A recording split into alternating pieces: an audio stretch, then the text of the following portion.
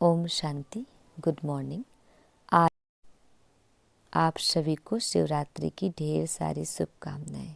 Happy Shivratri. 8 मार्च 2024 की मुरली।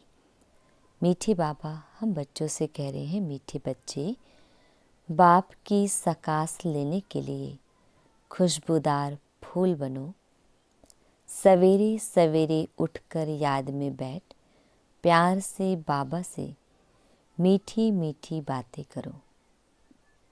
प्रश्न है, बाप को सब बच्चे नंबरवार याद करते हैं, लेकिन बाप किन बच्चों को याद करते हैं?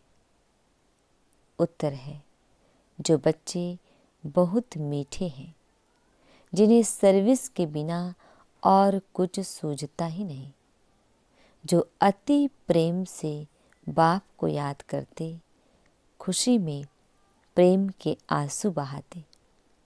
ऐसे बच्चों को बाप भी याद करते हैं। बाप की नज़र फूलों तरफ जाती है। कहेंगे, फलानी आत्मा बड़ी अच्छी है।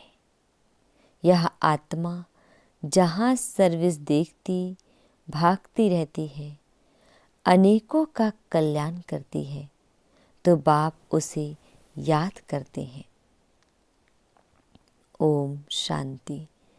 बाप बैठकर सब आत्माओं को समझाते हैं। शरीर भी याद पड़ता तो आत्मा भी याद पड़ती है। शरीर बिगर आत्मा को नहीं याद किया जा सकता।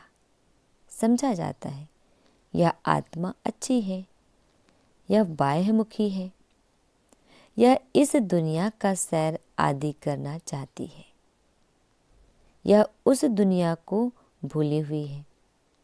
पहले उनका नाम रूप सामने आता है। फलाने की आत्मा को याद किया जाता है। फलाने की आत्मा अच्छी सर्विस करती है। इनका बुद्धि योग बाबा के साथ है। इनमें यह गुण है। पहले शरीर को याद करने से फिर आत्मा याद आती है। पहले शरीर याद आएगा, क्योंकि शरीर बड़ी चीज है ना। फिर आत्मा, जो सूक्ष्म बहुत छोटी है, वह याद आएगी। इन बड़े शरीर की कोई महिमा नहीं की जाती है, महिमा आत्मा की ही की जाती है। इनकी आत्मा अच्छी सर्विस करती है। फलाने की आत्मा इनसे अच्छी है। पहले तो शरीर याद आता है। बाप को तो अनेक आत्माओं को याद करना पड़ता है। शरीर का नाम याद नहीं आता, सिर्फ रूप सामने आता है। फलाने की आत्मा कहने से शरीर जरूर याद पड़ता है। जैसे समझते हो, इस दादा के शरीर में शिव बाबा आते हैं। जानते हैं, इनके तन में बाबा है। शरीर जरूर याद पड़ेगा। पूछते हैं, हम कैसे याद करें? शिव बाबा को ब्रह्मा तन में याद करें या परम धाम में याद करें? बहुतों का प्रश्न उठता है। बाबा कहते हैं, याद तो आत्मा को ही करना है, परंतु शरीर भी जरूर याद आता है। पहले शरीर फिर आत्मा। बाबा इनके शरीर में बैठा है तो जरूर शरीर याद आएगा। फलाने शरीर वाली आत्मा में यह गुण है। बाबा भी देखते रहते हैं, कौन मुझे याद करते हैं, किस में बहुत गुण है, किस किस फूल में खुशबू है। फूलों से सबका प्यार होता है। गुलदस्ता बनाते हैं, उसमें राजा रानी प्रजा भिन्न भिन्न फूल पत्ते आदि सब बनाते हैं। बाप की नज़र फूलों की तरफ जाएगी। कहेंगे, फलाने की आत्मा बड़ी अच्छी है, बड़ी सर्विस करती है। आत्म अभिमान में रह बाप को याद करते रहते हैं। जहाँ सर्विस देखते हैं वहाँ भागते हैं। फिर भी सवेरे उठकर याद में बैठते होंगे तो किसको याद करते होंगे? शिव बाबा परम धाम में याद आता होगा या मधुबन में याद आता होगा? बाबा याद आता होगा ना। इसमें शिव बाबा है, क्योंकि इसमें शिव बाबा है क्योंकि बाप तो अभी नीचे आ गया, मुरली चलाने नीचे आए हैं। इनका अपने घर में तो कोई काम नहीं होगा, वहाँ जाकर क्या करेंगे? इस तन में ही प्रवेश करते हैं तो पहले जरूर शरीर याद आएगा, फिर आत्मा। फलाने शरीर में जो आत्मा है यह अनन्य अच्छी है, इनको सर्विस बिगर कुछ सूझता नहीं है। बहुत मीठी है। बाबा बैठे रहते हैं, सबको देखते रहते हैं। फलानी बच्ची बहुत अच्छी है, बहुत याद करती है। बांदेली बच्चियों को विकार के लिए कितनी मार मिलती है, कितना प्रेम से याद करती होंगी। जब बहुत याद करती हैं तो खुशी के मारे प्रेम के आंसू भी आ जाते हैं। कभी कभी वह आंसू गिर भी पड़ते हैं। बाबा को और धंधा क्या है, सबको याद करते हैं। बहुत बच्चियां याद आती है। फलाने की आत्मा में दम नहीं है, बाप को याद नहीं करती, किसको सुख नहीं देती, यह अपना ही कल्याण नहीं करती। बाप तो यही जांच करते रहेंगे। याद करना माना सकाश देना। आत्मा का कनेक्शन परमात्मा के साथ रहता है ना। एक दिन आएगा जबकि बच्चे योग में बहुत रहेंगे, यह भी किसको याद करेंगे तो झट साक्षात्कार होगा। आत्मा तो है छोटी बिंदी, साक्षात्कार करे तो भी कोई समझ न सके, फिर भी शरीर ही याद आता है। आत्मा है छोटी परंतु याद करती है तो उनकी आत्मा पावन बनती जाती है। बगीचे में वैरायटी फूल होते हैं, बाबा भी देखते हैं यह बहुत अच्छा खुशबूदार फूल है, यह इतना नहीं तो पद भी कम होगा। बाबा के जो मददगार बनते हैं वही ऊंच पद पाते हैं, वह भी जो बाप को याद करते रहते हैं। ब्राह्मण से ट्रांसफर हो देवता बनते हैं, यह वर्णन भी संगम पर ही कर सकते हैं कि यह दैवी फूल है या आसुरी फूल है। फूल तो सब है परंतु वैरायटी बहुत है। बाबा भी याद करते रहते हैं। टीचर अपने स्टूडेंट को याद करेंगे ना, यह कम पढ़ते हैं, दिल में तो समझेंगे ना। यह बाप भी है, टीचर भी है। बाप तो है ही, टीचर पने का जास्ते चलता है। टीचर को तो रोज पढ़ाना है। इस पढ़ाई की ताकत से वह पद पाते हैं। सुबह तो तुम सब भाई बाप की याद में बैठते हो, वह सब्जेक्ट है याद की। फिर मुरली चलती है, वह है पढ़ाई की सब्जेक्ट। मुख्य है ही योग और पढ़ाई। उनको ज्ञान और विज्ञान भी कहा जाता है। यह ज्ञान विज्ञान भवन है जहाँ बाप आकर सिखलाते हैं। ज्ञान से सारे सृष्टि की नॉलेज मिल जाती है। विज्ञान माना तुम योग में रहते हो, जिससे तुम पावन बन जाते हो। तुमको अर्थ का पता है। बाप बच्चों को देखते रहते हैं, देही अभिमानी बनने से ही भूत निकलेंगे। ऐसे नहीं सबके भूत फट से निकल जाएंगे। हिसाब किताब जब चुकतू हो जाए फिर चलन अनुसार ही पद पाएंगे। क्लास ट्रांसफर होते हैं। इस दुनिया का ट्रांसफर नीचे हो रहा है और तुम्हारा ऊपर हो रहा है। कितना फर्क है। वह कलयुगी सीढ़ी नीचे उतरते जाते हैं और तुम पुरुषोत्तम संगम युगी सीढ़ी ऊपर चढ़ते जाते हो। दुनिया तो यही है, सिर्फ बुद्धि का काम है। तुम कहते हो हम संगम युगी हैं। पुरुषोत्तम बनाने लिए बाप को आना पड़ता है। तुम्हारे लिए अब पुरुषोत्तम संगम युग है। बाकी सब घोर अंधियारे में है। भक्ति को वह बहुत अच्छा समझते हैं, क्योंकि ज्ञान का उन्हों को मालूम ही नहीं है। तुमको अभी ज्ञान मिला है, तब तुम समझते हो। ज्ञान की एक चुटकी से आधा कल्प के लिए हम चढ़ जाते हैं, फिर वहाँ ज्ञान की बात भी नहीं होगी। यह सब बातें महारथी बच्चे ही सुनकर धारण कर और सुनाते रहेंगे। बाकी तो यहाँ से निकले और खलास। कर्म अकर्म विकर्म का राज भी भगवान ही समझाते हैं।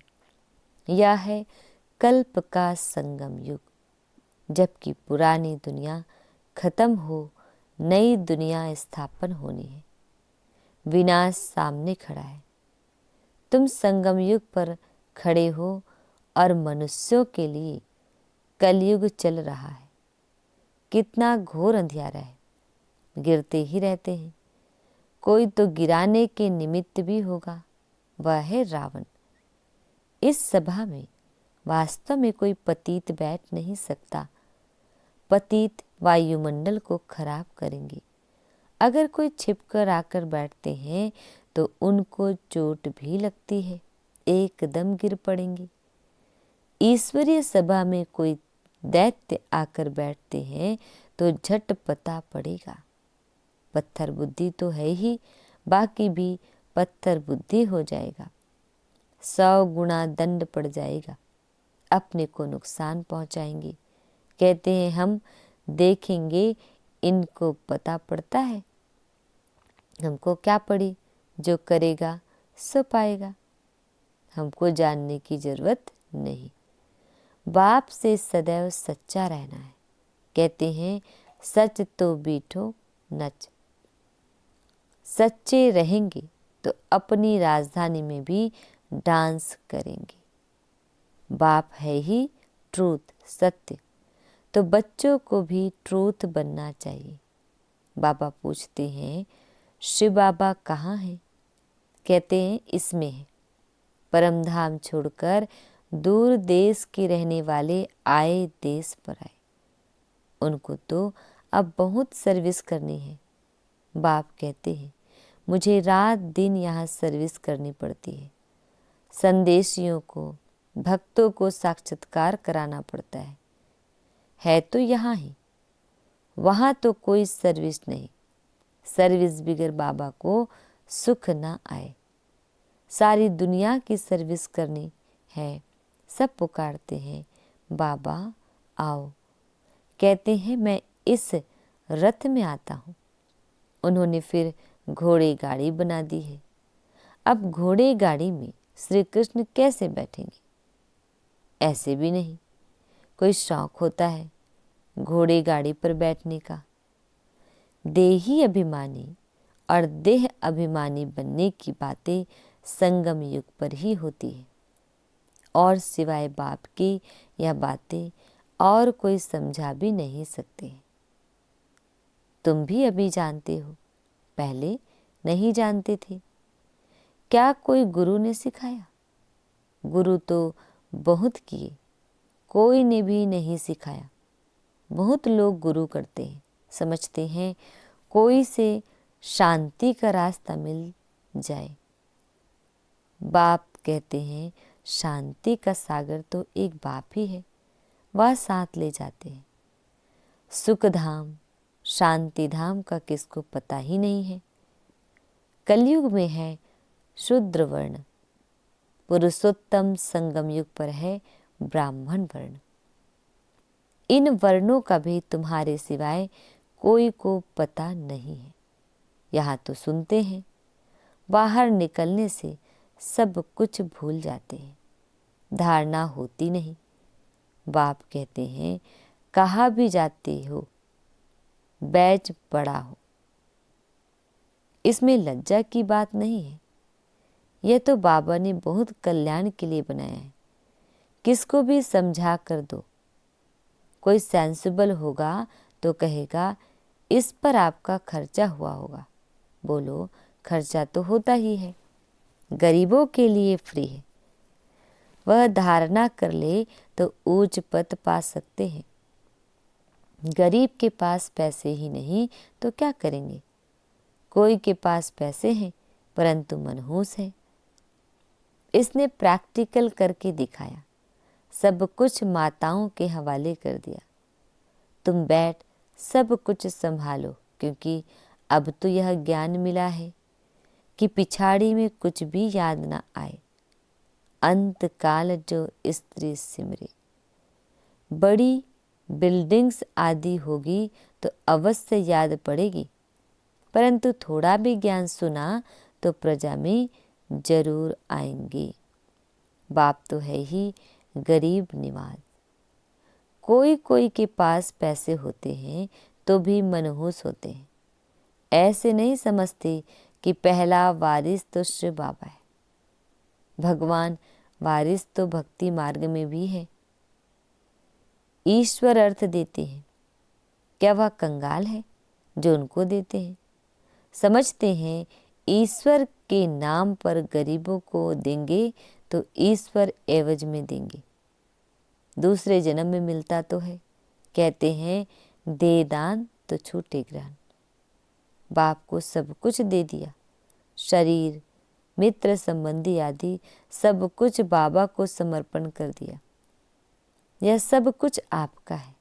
इस समय सारी दुनिया पर ग्रहण लगा हुआ है।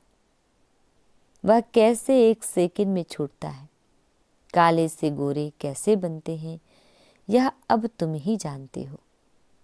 फिर औरों को समझाते हो, जो कहते हैं हम अंदर में समझते हैं परंतु किसको समझा नहीं सकते हैं, वह भी कोई काम के नहीं। बाप कहते हैं दे दान तो छूटे ग्रहण।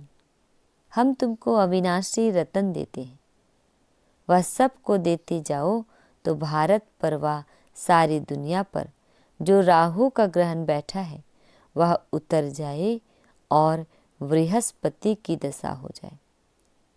सबसे अच्छी होती है बृहस्पति की दशा। अब तुम जानते हो भारत खास और आम दुनिया पर राहु का ग्रहण लगा हुआ है। वह कैसे छूटे? यह तो बाप है ना। बाप तुम्हारे से पुराना लेकर नया देते हैं। इसको कहा जाता है बृहस्पति की दशा। मुक्ति धाम में जाने वालों के लिए बृहस्पति की दशा नहीं कहेंगे। अच्छा, मीठे मीठे शिकिल दे बच्चों प्रति माता पिता बाप दादा का याद प्यार और गुड मॉर्निंग। रूहानी बाप की रूहानी बच्चों को नमस्ते। हम रूहानी बच्चों की रूहानी माता पिता बाप दादाजी को याद प्यार गुड मॉर्निंग और नमस्ते नमस्ते नमस्ते। शुक्रिया मीठे प्यारे बाबा, आपका लाख लाख शुक्रिया। आज हम बच्चों को धारण करना है। फर्स्ट पॉइंट है, सदा खुशी में डांस करने के लिए सच्चे बाप से सदा सच्चा रहना है, कुछ भी छिपाना नहीं है। सेकंड पॉइंट है, बाप जो अविनाशी रतन देते हैं वह सबको बांटने हैं। साथ साथ शिव बाबा को अपना वारिस बनाकर सब कुछ सफल करना है। इसमें मनहूस नहीं बनना है। बाबा हम बच्चों को वरदान दे रहे हैं, बिंदु और बूंद के महत्व को समझ अपनी श्रेष्ठ स्थिति बनाने वाले सिद्धि स्वरूप भव।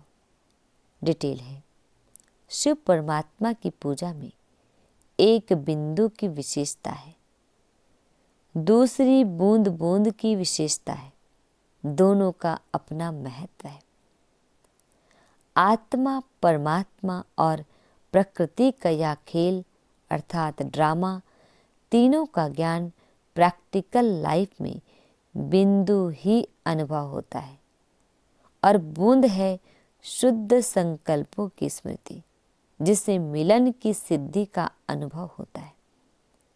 रूह रिहान में प्राप्तियों की शीतल बूंदे बाप पर डालते हो। इसी से ही श्रेष्ठ स्थिति बन जाती है। इसी का यादगार भक्ति में भी चला आता है। स्लोगन: ज़्यादा बोलने से दिमाग की एनर्जी कम हो जाती है, इसलिए शॉर्ट और स्वीट बोलो। ओम शांति।